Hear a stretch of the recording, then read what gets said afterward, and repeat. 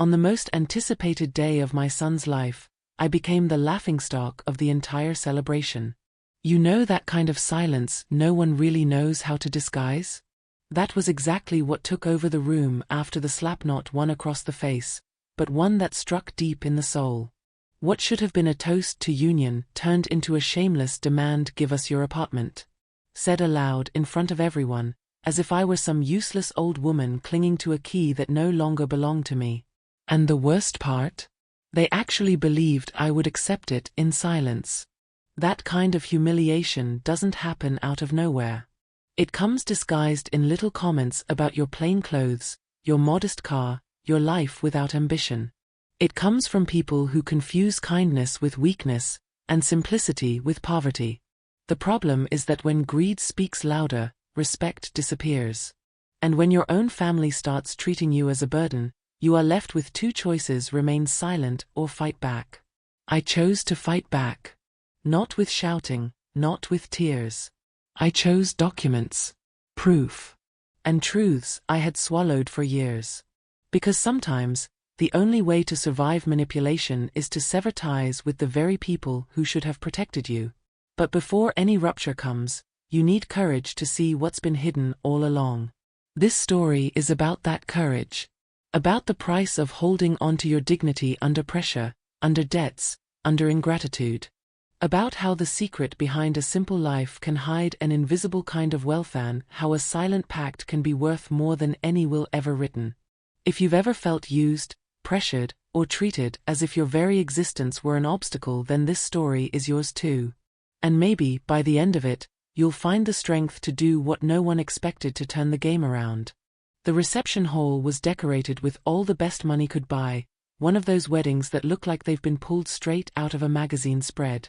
An excess of flowers, carefully chosen songs, guests who barely knew each other shaking false hands with even faker smiles. But nothing, absolutely nothing, could have prepared Aurora for what was coming. The slap she received didn't come from a hand, but from audacity itself, delivered publicly, without ceremony. The phrase, spoken loudly and with authority, "Give us your apartment."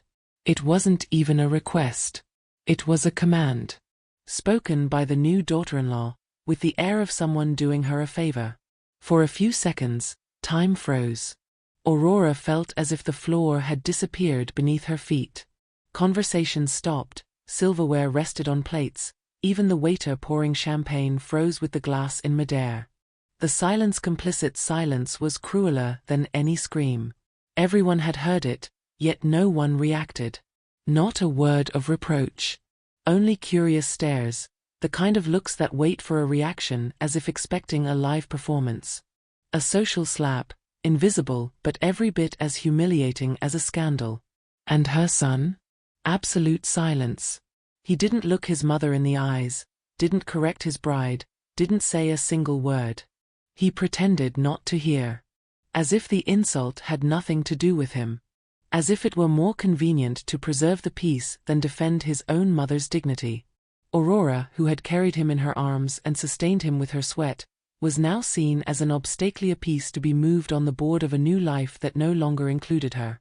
That hurt more than any debt or financial problem she had ever faced. It was impossible not to remember the sacrifices. The days she squeezed the budget tight to pay for private school, the Sunday lunches where the rice was simple but made with love. The used car she refused to replace, because she knew money was better saved for an emergency. And ironically, now it was that very car, those very clothes, that very simplicity that became the reason for disdain. The humiliation of that day hadn't started there. That was simply the day it became public. Aurora didn't react right away.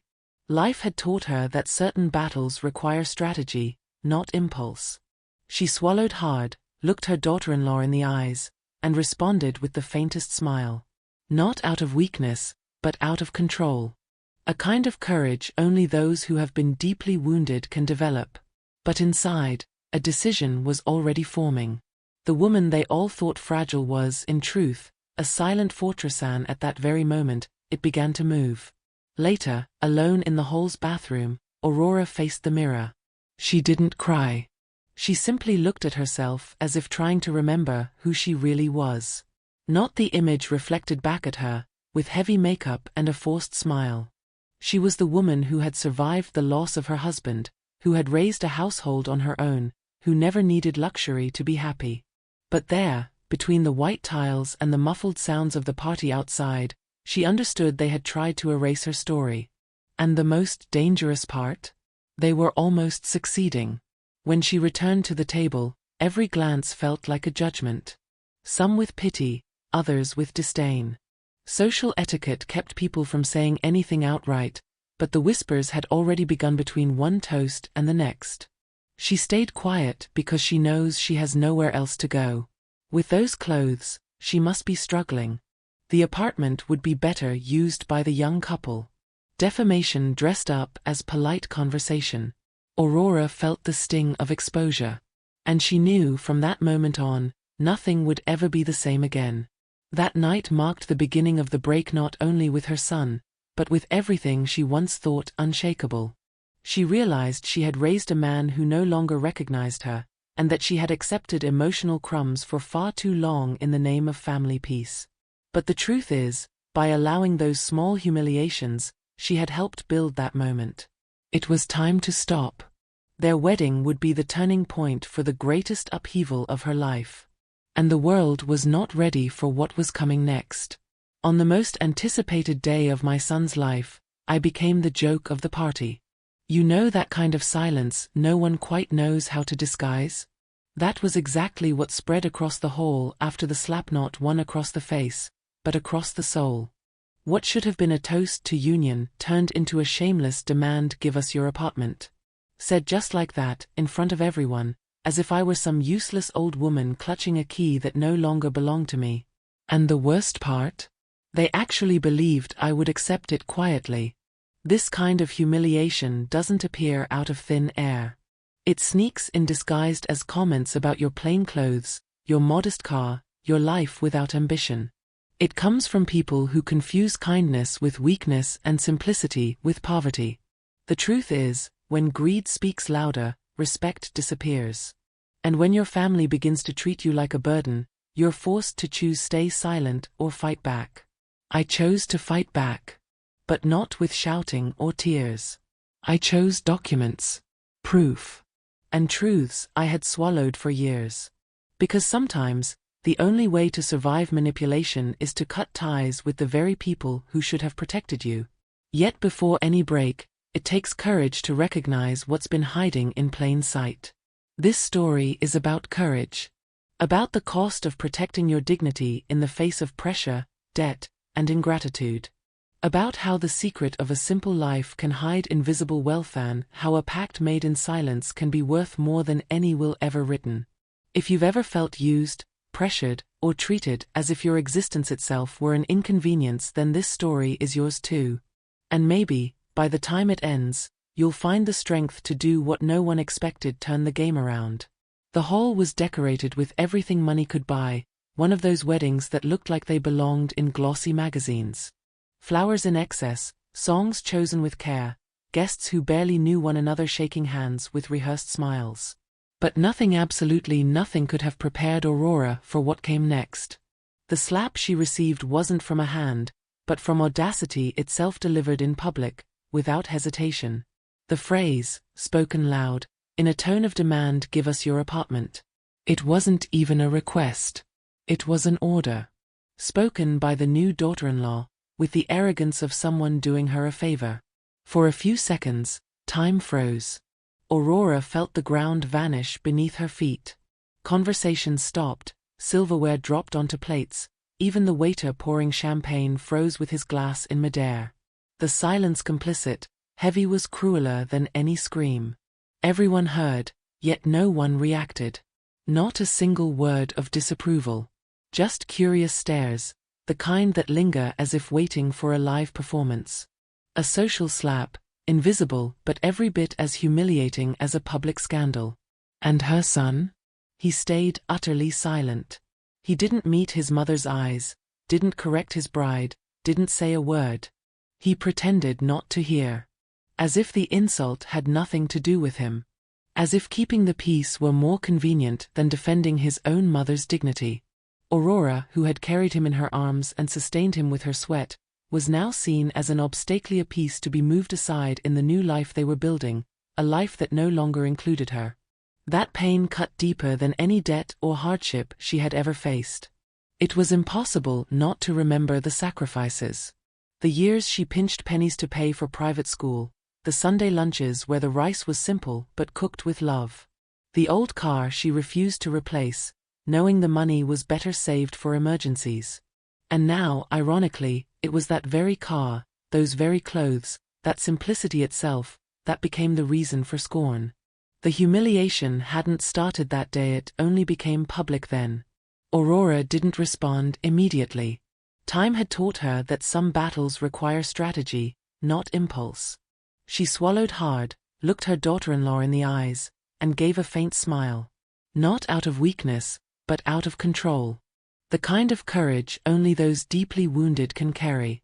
But inside, a decision was forming. The woman everyone thought fragile was, in truth, a silent fortress, and at that very moment, she began to move. Later, alone in the hall's bathroom, Aurora stared into the mirror. She didn't cry.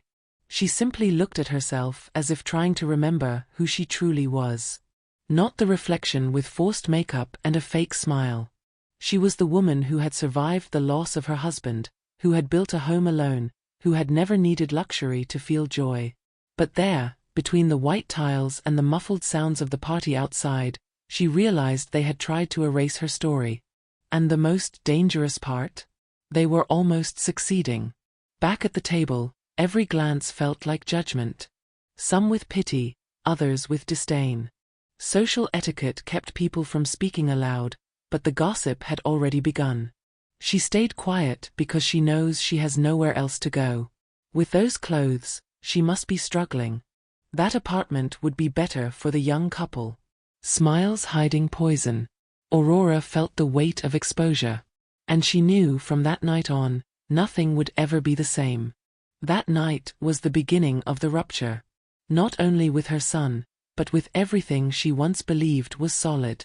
She realized she had raised a man who no longer saw her, and that she herself had accepted emotional crumbs for far too long in the name of peace. But the truth is, by tolerating those small humiliations, she had helped build this moment. It was time to stop. Their wedding would mark the turning point of her life. And the world wasn't ready for what was coming next. After that wedding, the wound Aurora had tried to ignore burned every single day. Her relationship with her son was no longer the same, but now the disdain took sharper forms. Little barbs at dinners, seemingly innocent comments laced with venom. "You still drive that car? I thought you'd have replaced it by now. Or those clothes are from Dad's time, aren't they?" Said with a forced smile, pretending intimacy, but hitting like repeated slaps. It was a new phase, contempt disguised as concern. The daughter-in-law, now officially part of the family, felt increasingly comfortable pointing out Aurora's problems. Once, during a visit, she bluntly asked, "Have you ever thought about selling this apartment and moving somewhere smaller? It must be hard to take care of all this alone." The tone sounded like a suggestion, but the intent was crystal clear.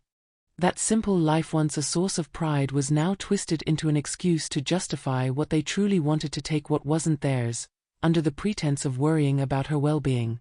But the deepest wound was hearing her own son repeat those same words.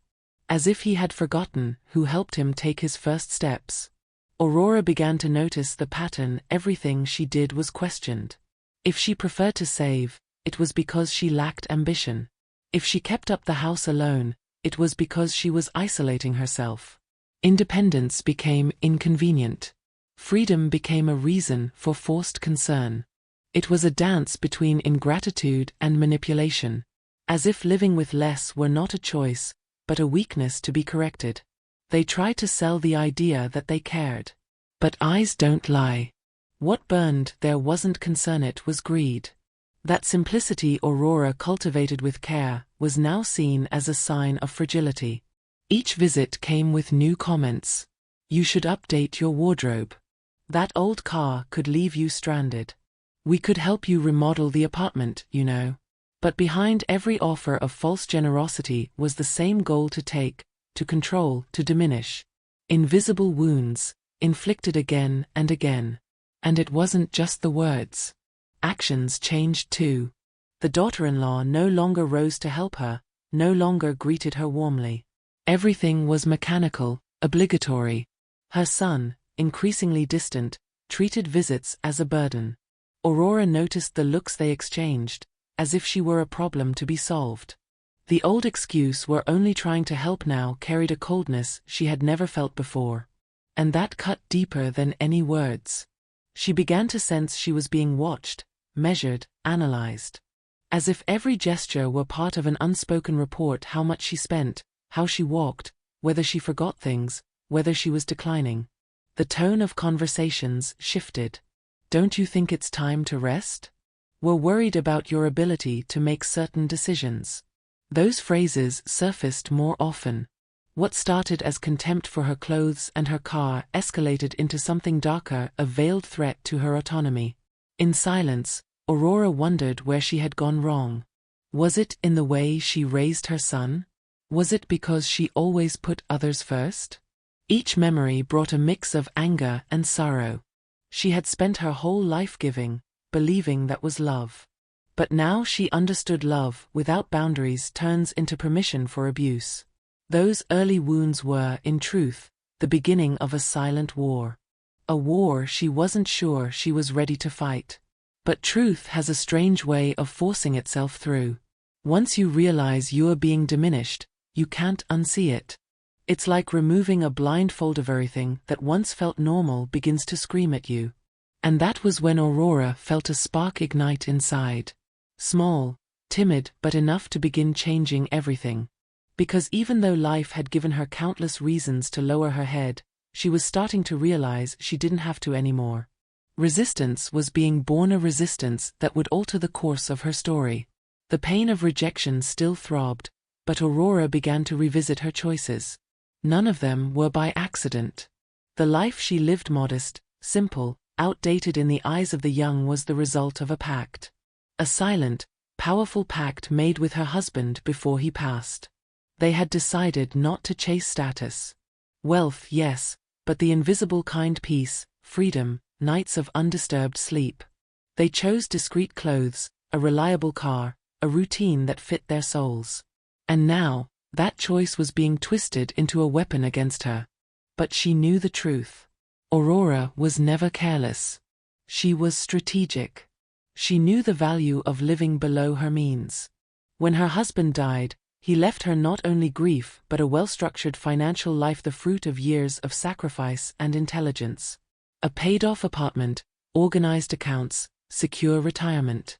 Her simplicity wasn't limitation, it was armor. Protection against greed. She knew flaunting wealth only attracted the wrong eyes, that many praise your life only to calculate how much they can take from it.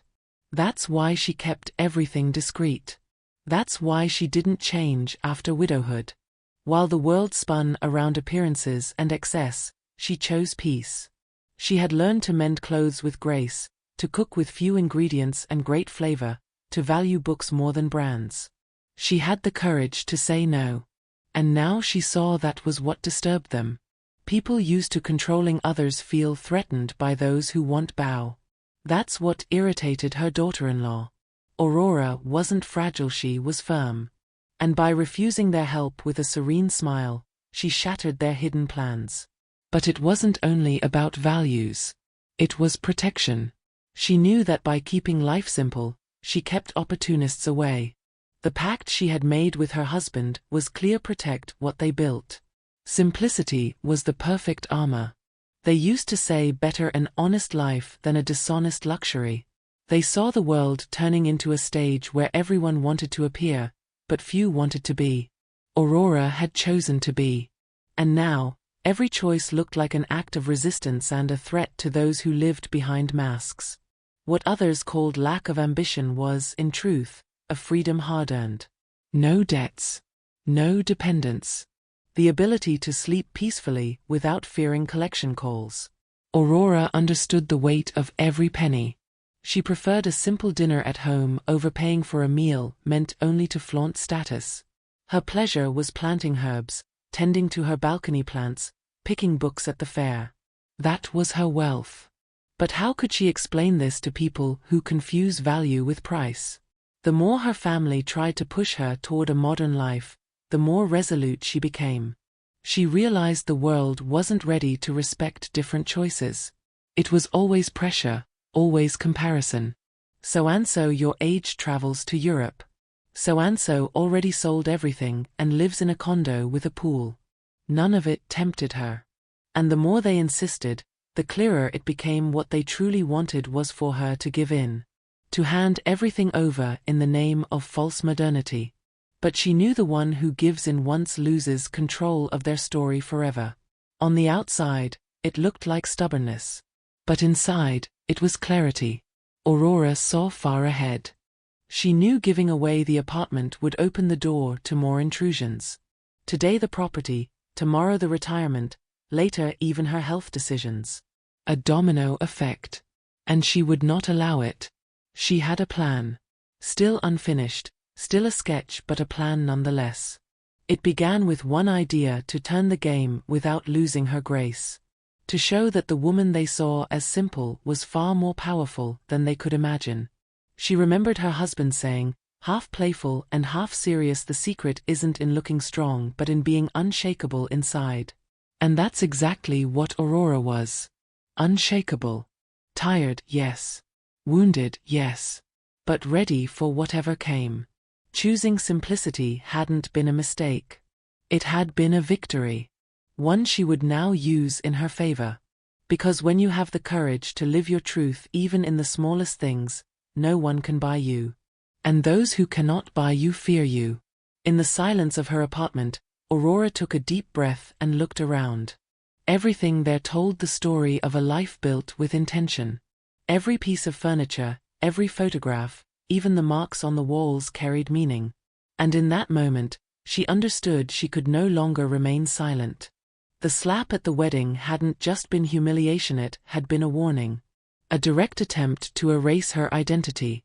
And if she didn't act now, she would lose everything. Her dignity, her autonomy, her peace. The time had come.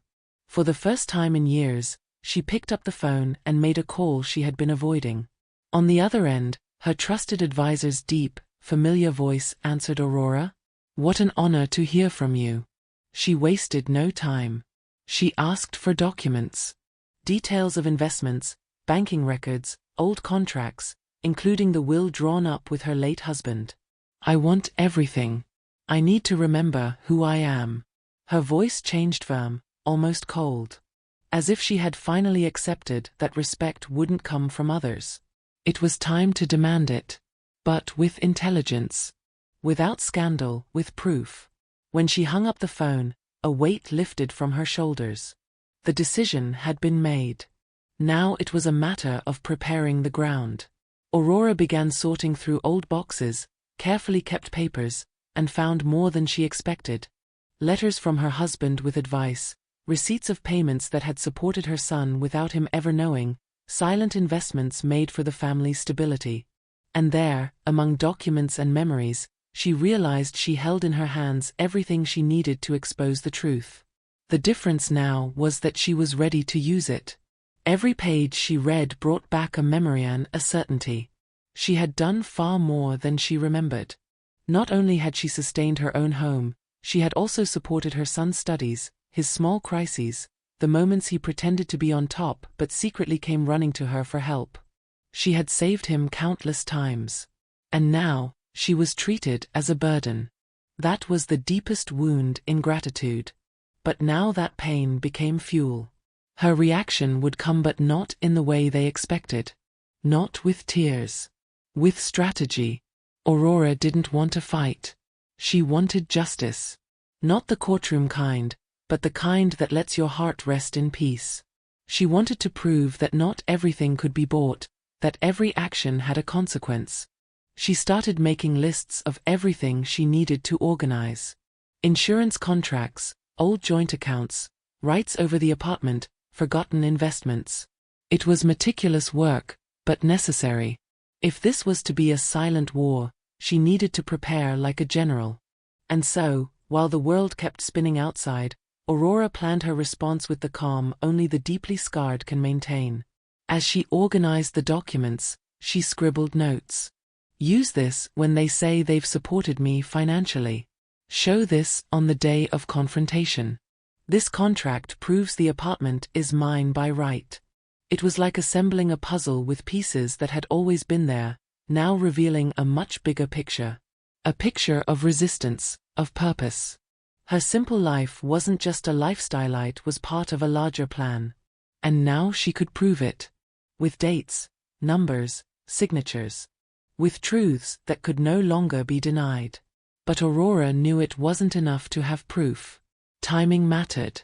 Each move had to be calculated. Her idea was clear: to cause impact without seeming aggressive. To show firmness without losing grace. It was a delicate dance, but she was ready. More than ready, she was willing. What had begun as an emotional slap was turning, day by day, into an operation of liberation. Because sometimes, the strongest response comes not in shouting but in the quiet act of saying enough. And that was exactly what she wrote at the bottom of her list: enough. In capital letters, underlined twice. The woman who once accepted crumbs was now preparing to show her strength. No longer a victim, but the author of her own story. The phone rang. Ogonet was her advisor, confirming the papers would be ready the following week. Aurora thanked him and smiled to herself. A different smile. Not the smile of someone who had won, but of someone who had finally stopped running. And this was only the beginning. The daughter-in-law, once full of empty smiles and shallow compliments, now showed hidden anxiety. Aurora began noticing patterns: unannounced visits, innocent questions about documents, attempts. The daughter-in-law, once full of empty smiles and shallow compliments, now showed hidden anxiety. Aurora began noticing patterns: unannounced visits, innocent questions about documents, casual attempts to slip into financial matters. One random Sunday, she let it slip: this apartment is losing value, you know? If we sold it now, we could invest in something more modern. The phrase "we could" rang in Aurora's ears like a shout. There was no we in that story. The property was hers. Yet the daughter-in-law already spoke as if ownership were shared, as if an unspoken pact between her and Aurora's son gave her rights she never had. The game was underway, subtler than Aurora had imagined. At every meeting, new phrases were carefully inserted: you have life insurance, right? Or have you thought about appointing someone trustworthy to manage your finances in case something happens? Spoken between sips of coffee, with a sweet tone. But sweets, Aurora knew, also rot the teeth. Those words were corroding something deep inside her. It was as if the daughter-in-law were slowly planting doubts in everyone's mind, including Aurora's. But Aurora was not naive. What looked like care was, in truth, disguised control. Aurora noticed the deliberate effort to appear attentive, concerned, loving, but the eyes revealed something else: greed. That thirst for what wasn't earned, only desired. And more dangerous than desire is the belief that one has the right to take. The daughter-in-law already behaved like an heir in waiting. She whispered to friends, made plans, scanned the housing market. And her son? Silent as always. When Aurora tried to confront him discreetly, he dodged, changed the subject, talked about the weather, about politics, anything but his mother. That was when Aurora realized it wasn't only greed. It was emotional manipulation. Every expression of concern was laced with guilt. We care so much about you, and sometimes it feels like you don't trust us, or it's only because we love you that we want to help. Help how? By making decisions for her? By questioning her sanity? By turning her independence into a problem to be fixed? Aurora began to understand they were trying to flip the script. To cast her as the villain of her own story. A woman too stubborn, too resistant, to be controlled. And the more she resisted, the harder they pushed. The daughter-in-law began visiting with exaggerated frequency. She insisted on commenting on how the house was organized, on how certain objects were badly placed. One day, she even reorganized Aurora's cupboards without asking. Aurora observed in silence. Not out of submission, but out of strategy. Each action was a record. Each word, a mental note. She knew that to win against a manipulator, one must have more patience than the manipulator themselves. And patience, Aurora had in abundance. The strangest part was how heavy the silence of the game became. The pressure lived between the lines, in the forced gestures, in the smiles that never reached the eyes. Aurora felt like a chess piece trapped on the board. But she knew this dance well. She had seen others fall into this trap before they give a little, then a little more until, when they finally realize, everything is gone. The apartment, the freedom, the control. But Aurora was different. She already had cards hidden up her sleeve. All she needed was the right moment to lay them on the table.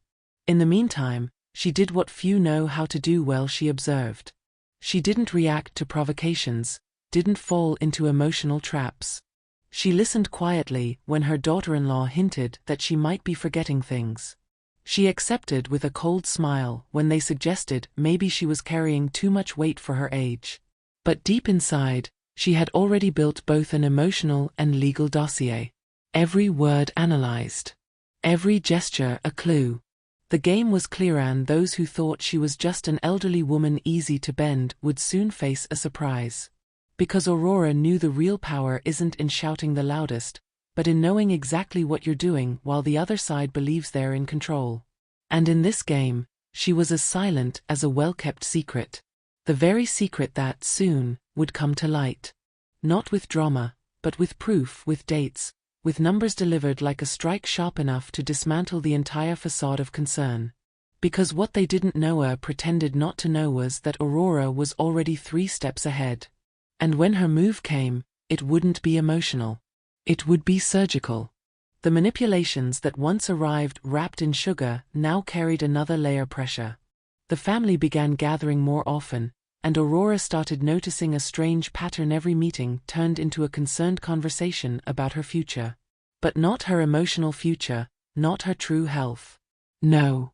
What they wanted to discuss was where she should live, how she should manage her money, and above all, how she could make life easier for everyone else. The conversations felt rehearsed. Phrases repeated, tones calculated, dramatic pauses. Everything had a script. Don't you think living alone is becoming dangerous? What if you get sick and no one knows? Have you thought about moving into a retirement home with more structure? The suggestions always came wrapped as gifts, but Aurora could feel the knife hidden behind the ribbon.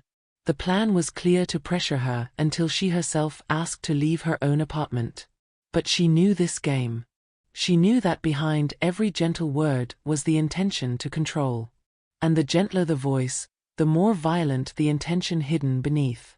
The pressure grew heavier with each passing week. They disguised it as love, as care, as family responsibility, but Aurora could feel the sharp edge beneath every gentle word. What they truly wanted was not her safety. It was her silence, her surrender. They wanted her to hand over her life piece by piece until she became nothing more than a shadow in her own story. But Aurora was no shadow. She had spent decades living quietly, observing, learning how people revealed themselves not in speeches but in the pauses between them. She knew their rhythm now. She could almost predict the next concerned phrase before it left their lips. And every time, she stored it away like a chess player memorizing the moves of an opponent who thought themselves clever but was already cornered. Her daughter-in-law pushed harder. Imagine how free you would feel in a smaller place. No worries, no responsibilities. We could handle the rest for you. Her voice sugar-coated, her eyes calculating. Aurora smiled, nodded, and replied with something so neutral it couldn't be used against her. She wasn't giving them ammunition. She was letting them speak, letting them believe they were winning ground. All the while, her arsenal was growing: documents, records, proof of ownership, silent investments no one suspected. And her son, he remained silent. A silence far worse than open betrayal. A silence that said, I choose comfort over you. I choose peace in my marriage over dignity for my mother. Each time he lowered his eyes, Aurora felt another thread in their bond snap. She remembered the boy she once carried, the child she once fed when there was barely enough for two, the young man she had shielded from debt and failure more times than he ever admitted. That boy was gone. In his place stood a man willing to let his mother be humiliated for the sake of convenience. Aurora's nights grew long. She would sit by the window, the city lights flickering in the distance, and think of her late husband. He would never have allowed this. She could almost hear his voice stand tall. Aurora. People can only take from you what you hand them willingly. And she realized that was the battle. They couldn't strip her dignity unless she gave it away. And she would not. Not this time. She remembered their pact, that silent promise they had made together when life was still whole, to protect their legacy, to protect themselves from the poison of greed. They had chosen simplicity not out of lack, but out of wisdom. To the world, it looked like modest living. But in truth, it was wealth measured in freedom, in security, in peace of mind. And now that very choice was being twisted into weakness. They thought her simplicity made her easy prey. But simplicity was her shield. And soon, it would become her sword. The visits became more frequent, more invasive. Her daughter-in-law began rearranging furniture, opening drawers uninvited, commenting on how messy things looked. Her son laughed nervously at her protests, brushing them off as overreactions. But Aurora was watching closely. Every intrusion was a signal. Every careless gesture was a confession. They weren't preparing to care for her, they were preparing to take from her. To erase her autonomy, her independence, her very right to decide. But Aurora was already ahead. The papers she requested were arriving, piece by piece. Proof of her ownership, her accounts, her silent investments. Letters from her husband, documenting decisions they had made together. Receipts of sacrifices, of debts paid, of years she had carried the weight for the very son who now turned his back. With every document she held in her hands, her spine straightened. Her heart, though wounded, beat stronger. She wasn't defenseless. She wasn't powerless. She was ready. And when the time came, she would not shout. She would not beg. She would not cry. She would do what manipulators fear the most. She would speak with clarity, with evidence, with calm authority. She would say no this time. The word would carry the weight of a lifetime. One evening, as they gathered again, the conversation turned predictable. Her future. You can't live alone forever, Aurora. What if something happens? Wouldn't it be better to move closer to us? Smiles on their lips, greed in their eyes. Aurora listened, sipping her tea, every inch the image of a fragile old woman. But inside, she was steel. She let them talk, let them circle like vultures, convinced the prey was already dead. And then, with a steady hand, she placed an envelope on the table. Thick. Heavy. Full of papers. The room fell silent, the way it had that day at the wedding. Her son stared, his wife frowned. Aurora's eyes, calm and unwavering, met theirs. I think it's time we all stop pretending. This is my life. My home. My choice. And I will not be erased. The words hung in the air like a blade. There was no scream, no drama. Just truth, sharp and undeniable. For the first time in months, Aurora felt free. She had drawn the line. And beyond it, she would not step back. Whatever storm came, she was ready. Because the woman they thought fragile was, in truth, unshakable. And now, they knew it too. The daughter-in-law, now more confident in her role as the concerned caregiver, kept reinforcing the chorus, visiting often, showing up with brochures of retirement homes, talking about family friends who lived in wonderful facilities. You don't need to handle everything alone, Aurora. We just want to see you well. It was always that phrase, we. Never you decide. The pressure came from every direction, and even her son began to join the play. He started speaking to her in a condescending tone, as if explaining something to a child. Mom, this apartment is far too big for you, don't you think? But Aurora didn't give in. Inside, she burned. Outside, she smiled. She knew that yielding would mean giving up everything she had built. And what hurt her most wasn't their desire for the apartment, but the coldness with which they dismissed her autonomy. It was as if she had become a burden, a hindrance to the modern life plan they were trying to build. The daughter she never had now turned into an adversary. The son, her greatest pride, acting as if his mother were an obstacle to be quietly eliminated. The cruelest blow came one ordinary afternoon, when, over coffee, her son let it slip, "We've been talking. Maybe it's time you appoint someone to help you with more serious decisions." Aurora understood instantly. It was the veiled threat of incapacity. They were trying to craft the argument that she was no longer fit. And that was the final step before taking everything: her apartment, her autonomy, her freedom. But she was ready. She had already gathered documents, updated legal papers, organized accounts. What was a threat to them became a warning to her. It was time to act. The pressure grew, but along with it, so did her courage. Aurora realized she could no longer wait. Every silent day was another day they advanced in their scheme. Resistance wasn't enough anymore. It was time to expose. To show who was really hiding behind the mask of concern. And more, to prove that she was still fully capable, maybe even more than they were. That her simple life was not the result of decline, but of choice. What they called weakness was, in truth, her strength. She then scheduled a meeting with her advisor. A discreet encounter, far from home, away from prying eyes. She showed him everything she had gathered. She explained what was happening. She asked him to advance certain documents, update records, reinforce her legal position. He, experienced, only nodded as he listened. At the end, he said, "Everything is ready. Just tell me when to act." Aurora answered calmly, "At the hall. In public. When everyone is there." She didn't want revenge. She wanted liberation. And not just her own, but for every Aurora who had ever been silenced by family pressure. And so, while the net tightened, she refined her plan. One detail at a time. One move per day. Because, as the saying her late husband always repeated, when it takes patience to harvest what is planted in silence. And Aurora had planted everything with care. Now, the harvest was near. But instead of fruits, it would bring revelations. And an exposure no one in the new family was prepared to face. It was in an apparently unimportant folder that Aurora found what would change everything. Among old documents, bank statements, and receipts, there was a detailed report made by the advisor, fruit of a confidential investigation she had requested weeks earlier. She wanted to understand why, after all, they were so desperate to take her apartment. The answer was there, in black and white debts.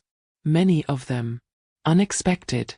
The couple, her son and daughter-in-law, drowning in a sea of loans, financing schemes, and maxed-out credit cards. The facade of a perfect life was collapsing quickly. Aurora felt a mixture of indignation and relief. Indignation at all they were trying to hide, and the lies stacked up over the months. Relief at finally understanding the true reason behind the disguised pressure. It wasn't concern for her health, it wasn't love. It was financial desperation. And the only way out they saw was to use the most valuable asset of the family as a lifeline: her apartment. The very place she and her husband had worked and sacrificed to own was now being coveted out of pure inability to manage their own lives. The luxurious wedding, full of pomp and excess, had been financed with loans. The golden invitations, the refined buffet, the imported arrangements, all bought with money that didn't exist. Aurora read, stunned, the reports indicating overdue installments, renegotiations, rejected credit attempts. And all of it hidden beneath smiles and speeches about success. Their life was one big facade. They were selling an image, not reality.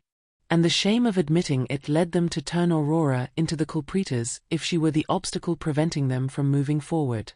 Worse than the debts were the signs of deliberate manipulation. There were records of consultations with lawyers on how to contest her late husband's will. Conversations on social media about ways to convince Mom to move out. Even messages exchanged with close friends mocking her stubbornness in keeping a simple life. All documented. The lies were unmasked. And Aurora, even with her heart heavy, knew what she had to do. That pain would be transformed into action. She would no longer be complicit in a theater that only benefited the ungrateful. The deepest wound was emotional. Knowing that her own son hid all this from her while smiling to her face was devastating. He, who had been supported for so many years with sacrifice and love, was now trying to use his own mother as a ladder to climb out of the hole he had dug. Aurora remembered nights when she had gone without buying something for herself just to pay for his college. The car she never replaced so she could pay for a course. The money she lent and never saw again when he claimed to be temporarily struggling. It was ingratitude piled up too high. But from that moment on, everything would change. Aurora made the decision to cut off any financial support. No more hidden help, no more advance inheritance, no more favors disguised as love. And more, she would take legal measures. She would update her will, protect her assets, review the powers of attorney she had once delegated. The game was turning. And now, with proof in hand, she could act with certainty. There was no more room for doubt, nor for pity, because too much pity turns into permission, and she had permitted far too long. The situation was so absurd that even with all the evidence, Aurora still hesitated. Part of her wanted to believe there was an explanation. That maybe her son was being influenced, that the daughter-in-law was the root of the problem. But the evidence was clear they were both in it together. And instead of rowing harder, they tried to sink other people's boats to stay afloat. It was cowardice. It was greed. And it was unacceptable. She knew the decision she would make in the coming days would change everything. But it was necessary. Because no inheritance justifies losing your dignity. That night, Aurora looked out the window at the silent city. She thought of others like her, who might be living the same situation. Parents used, grandparents dismissed, elders pressured to give up property in the name of practicality. She would no longer be part of it. She would not be a statistic. She would be an example. And deep down, she knew her great liberation would begin with a cut. A rupture. And the day of truth was approaching. Aurora knew that having proof wasn't enough. The truth alone doesn't always win. It must be revealed at the right time and in the right way. That's when she began the second phase of her plan, preparing the revelation. Her first action was clear and silent. She cancelled the automatic transfers she had been making to her son's account, deposits he thought no one knew about. They had started years earlier, when he was struggling financially. Aurora never told anyone, not even him, that she had continued helping in secret. A gesture of love. That now became a rope she decided to cut. As she reviewed her finances, she realized the extent of the support she had given in silence. For more than 5 years, part of her income had gone to cover her son's expenses, her granddaughter's schooling, car repairs, overdue bills. And all without fuss, without demand. A way to protect without humiliating. But now, looking at the statements, she saw just how much she had sustained a lifestyle he had never been able to afford alone. She had not only been a mother. She had been his foundation. And it was precisely that foundation they now tried to demolish, as if it had no worth. With her advisor's help, Aurora created a complete dossier.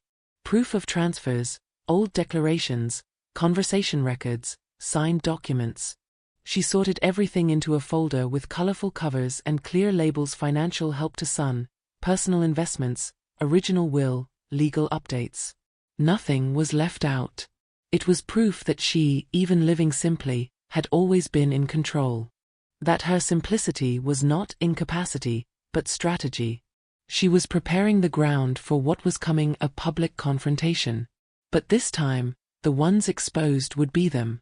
She also did something symbolic: she changed the lock on her door. A small gesture, but one that marked a new era. No one would enter her home without permission anymore. Neither emotionally nor physically. Visits would now have to be announced, controlled, scheduled. No more walking in uninvited, no more opening her cabinets, no more meddling in decisions that were no one else's. It was time to show the clear line between care and control. and that she, Aurora, was still the sole owner of her own life. In the following days, she moved with elegant coldness. She answered calls politely but without prolonging them. She declined invitations to family dinners. She avoided encounters where she could be targeted with more emotional blackmail. She was conserving energy, saving ammunition, and above all, studying her next steps with precision. She knew she could not count on empathy, but she could count on facts. And that made all the difference. After all, whoever has proof doesn't need to shout. They only need to present it. With her free time, she began organizing the house with purpose. Sorting through old documents, donating clothes she no longer wore, clearing drawers. But everything with a different gaze. As if preparing a battlefield that was also a sanctuary. And in the process, she rediscovered forgotten memories, letters from her husband, notes from her son as a child, photos of happy moments. She cried silently, yes. But not from sadness. From relief. She was finally regaining control of her own story. And for the first time in a long while, she felt she was doing it for herself. The day before the confrontation, she sat down with her advisor and reviewed everything. "Are you sure you want to do this in public?" he asked. She simply nodded. Not for revenge but for justice. She wanted the same eyes that had witnessed her humiliation to now witness her liberation. The same smiles that once mocked her simple clothes to now stiffen in silence before the truth. The complicit silence of the wedding would be replaced by shock. Because sometimes, dignity requires a stage. And the stage was set. Finally, Aurora chose the outfit she would wear that day. Nothing extravagant. A navy blue dress, classic, elegant, the one she wore on special dates. She slipped on her favorite shoes and picked the earrings her husband had given her on her 30th birthday. She didn't want to look like someone else. She wanted to show that she had always been who she hadn't been seen clearly. And when she looked in the mirror before sleeping, she whispered to herself, now, they will hear me. And it wasn't a threat. It was a promise. It was a family birthday, but the atmosphere resembled more a social event with a divided audience. Aurora arrived punctually, as she always did. Discreet, yet imposing. She didn't ask for attention. She simply entered, greeted with grace, and sat in her favorite corner. The room was, as usual, over-decorated, and the eyes turned to her as if ready for another chapter of the problem to be solved. But that day, the story would change. Because in that party, the one about to be exposed was not Aurora. Minutes after her arrival, the advisor walked in. Impeccable suit, folder in hand, unwavering gaze. He went straight to Aurora and, without saying a word, handed her the documents. The movement sparked curiosity. Conversations slowly quieted, until the hall was almost silent. That was when Aurora stood up. With a firm voice and calm tone, she began to read aloud. First, the bank transfer receipts she had made to her son. Then, the couple's debt reports. And finally, the proof that the apartment belonged to her alone right and by will. Silence turned to discomfort. Some guests pulled out their phones. Others looked at the couple as if watching a play turn into a tragedy. Aurora, however, didn't raise her tone. She didn't shout, didn't point fingers. She simply exposed. For 5 years, I covered my son's expenses without ever being repaid. And during that time, I was humiliated, pressured, and treated as if I were outdated. Her words fell like hammers, but spoken with an elegance no one expected. It was the kind of speech no one dares interrupt. Because they all knew in that moment, no one could defend themselves. The daughter-in-law tried to laugh, to discredit, to say it was all a misinterpretation. But Aurora interrupted her, pointing directly at the documents on the table. There are no interpretations here. Only facts. Her son, pale, said nothing. Sitting down, he only lowered his eyes, as if realizing he had lost. And he had not only morally, but financially. Aurora announced that all payments had ended. There would be no more help, neither direct nor indirect. And that her will was being rewritten. The inheritance would now have a new destination. What hurt most in that room was the shattering of the image people had of the family. People like facades. But in that hall, they saw the truth unmasked: a strong, simple, firm woman. And a couple who lived above their means, sustained by the kindness they tried to destroy. It was a spectacle of reversal. Those who once mocked Aurora's plain clothes now looked at her with respect. Those who thought she was losing her mind now saw that the only madness had been not listening to her sooner. The exposure was harsh, but necessary. Aurora knew that if she remained silent, she would be consumed. And when she finished speaking, she looked around and said, "I don't need anyone's approval. I only need my peace." With that, she gathered the documents, thanked her advisor, and sat back down. As if nothing had happened. But everything had happened. The mask had fallen. And once the truth is exposed like that, no one can gather up the pieces. Each word echoed on the walls of that hall. And deep down, everyone knew this was history in the making. Soon the whispers began. Someone had recorded. The videos spread among the guests, and in no time, the confrontation became viral. People who didn't even know Aurora began praising her courage. Others criticized the couple, now exposed as opportunists. And the most remarkable thing? Not a single word had been invented. They were only facts. Numbers. Documents. Raw reality. In an age of appearances, Aurora chose truth as her armor. And what was supposed to be another attempt to pressure her became the ultimate turning point. That night, when she returned home, Aurora sat on her porch with a cup of tea.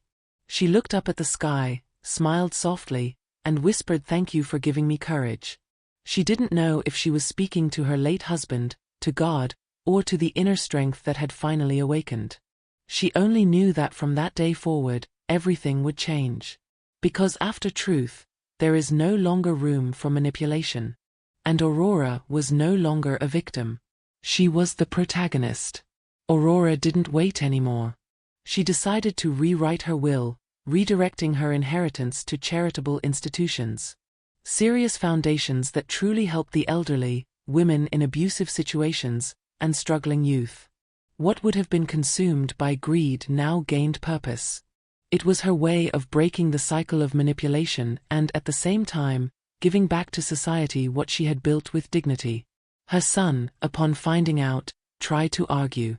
The daughter-in-law, as always, was more aggressive, insinuating that Aurora had lost her mind. But she was legally shielded. She had already updated all the documents with the support of her advisor and competent professionals. Nothing could be contested. And emotionally, the rupture had been made long before. Aurora realized that maintaining ties out of obligation was its own kind of prison. And that respect cannot be begged, it must be imposed. Her son's absence hurt less than the forced coexistence with indifference. For the first time in a long while, she felt light. Freed from the weight of maintaining the illusion of a family that had never truly existed. The rupture wasn't a loss. It was liberation. And that brought a peace she hadn't felt since the days when her husband was still alive. Now, she truly held the control of her own story. And she would never give that up again. After the confrontation in the hall, the backlash came quickly but silently and treacherously. They tried to discredit her with rumors saying Aurora was confused, that she had been manipulated. The strategy was to paint her firmness as madness. But she was ready. And with documented proof, videos of the confrontation, and growing public support, she dismantled every attempt at defamation. The videos went viral. People began commenting, supporting, thanking. Aurora became a symbol of resistance against family abuse. Strangers began to see her as inspiration. And that strengthened her. After all, truth, when well supported, has its own voice and it echoes far beyond the walls of a home. At the same time, she felt the distance of relatives who had hoped to benefit from the old submissive Aurora. But now she knew those who walk away when you take a stand were never truly with you. Those departures were painful, yes, but also liberating. She began to understand that she wasn't fighting just for herself. She was fighting for everyone who had been silenced. And that prepared her for something greater, turning pain into purpose. The war waged against her ended up awakening her true mission. With the strength born from rupture, Aurora created a foundation. A space where people in similar situations could find guidance, support, and a listening ear. The Aurora Foundation became a refuge for those who suffered in silence. There, she shared her story not as a martyr, but as a woman who chose to react. Her life gained a new rhythm. Readings, conversations, activities at the foundation. The loneliness that once hurt was now filled with purpose. And the apartment, once a stage of pain, became a base for rebuilding. Silence was no longer an imposition, it was her choice. She no longer felt the need for forced reconciliation.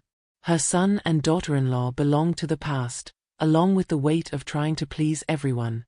Aurora learned that some ties must be undone so the soul can breathe. And that self-love is the most valuable inheritance one can ever leave to themselves. Aurora didn't become a heroine. She became an author. At last, she wrote a new version of her own story with freedom, purpose, and courage. And that rebirth was the best answer she could give to the world. Stories like Aurora's are not rare. They just don't usually get told. Most of them die suffocated inside silent apartments, during dinners full of tension and eyes that avoid meeting. Many Auroras keep accepting emotional crumbs in the name of peace, in the name of family, in the name of a hope that deep down had already been buried long ago. And so, they live waiting for the day someone will finally recognize their worth, but that day never comes. The truth is harsh, but it must be spoken. Those who don't learn to protect themselves from the ones they love run the risk of being consumed slowly. And the worst kind of wear isn't physical. It's invisible. It happens when they look at you as a problem, even though you've been the solution all your life. When they treat you as incapable, simply because you chose to live simply. When they turn your kindness into currency. Aurora's case was not just a break. It was a scream. A resounding no. An ending that turned into a beginning. And that beginning may be the very same one you need to find right now. Maybe you're living surrounded by people who say they love you but push you every day into a place where you no longer recognize yourself. Maybe you've been giving in too much, swallowing too much, suffering in silence too much. Enough. Enough of accepting less than you deserve just to keep a bond that only exists in theory. Enough of being afraid of seeming ungrateful when, in truth, you're only trying to protect yourself. Enough of waiting for justice to come from the outside when, in truth, it begins within. Aurora didn't have luck. She had courage. And you can have it too. If this story touched you, made you think, or even made you cry, don't ignore that discomfort. That's your conscience telling you it's time to change something. That it's time to take back the reins. Because no one will free you if you keep chaining yourself out of fear of displeasing others. Freedom comes with difficult but necessary choices. And the greatest one of all is deciding to live a life where you respect yourself. Now, leave a comment below with the word liberation if you felt that this story spoke to you in any way. That will be your sign of commitment to your truth and my sign that you are ready to turn the key. And don't forget, subscribe to the channel and turn on notifications. Here, you won't find sugarcoating of pain, you'll find strength, awareness, and tools to transform your own story. Don't live under the shadow of guilt. Don't accept being silenced in the name of a love that only hurts. Don't wait for recognition from those who only look for you when they want something. Aurora didn't wait. She acted. She exposed. She was reborn. And you can do the same no matter your age, your finances, or your past. Because the greatest inheritance you can ever leave is your courage.